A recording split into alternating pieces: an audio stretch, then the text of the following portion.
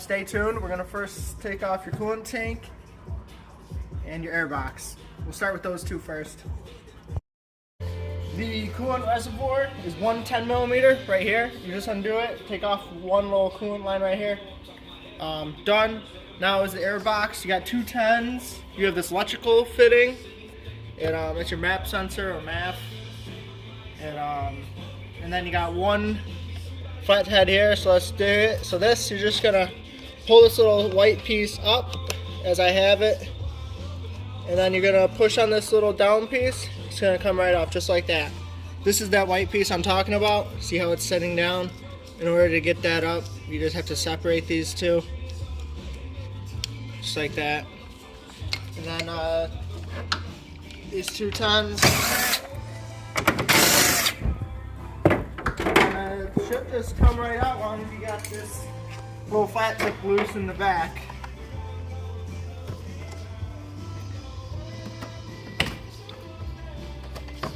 Just like that. Thanks, guys.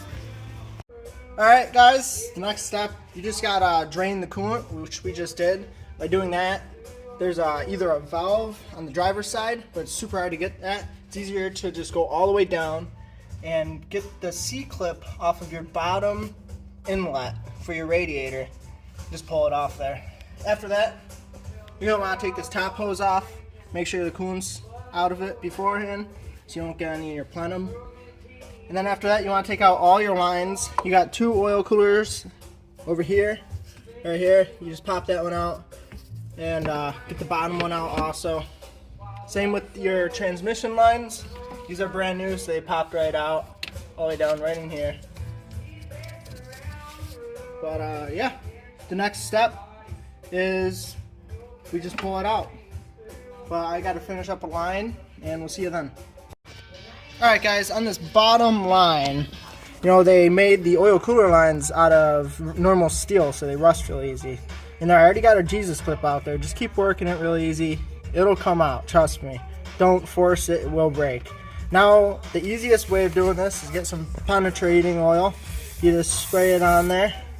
Then you're going to want to come down here with your hand, get it on the rubber so you don't break it, and twist it back and forth. See how it broke loose? Now you just want to go in and out. And eventually, just like that, it'll come out. Alright guys, the next step is just to remove your radiator.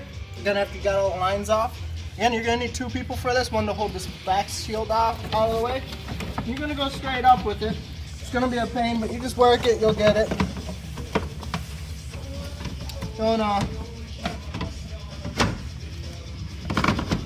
be gentle with it, but you'll get it. Just like that. Alright, now that you've taken it apart, you know how to put it together. Just do everything backwards.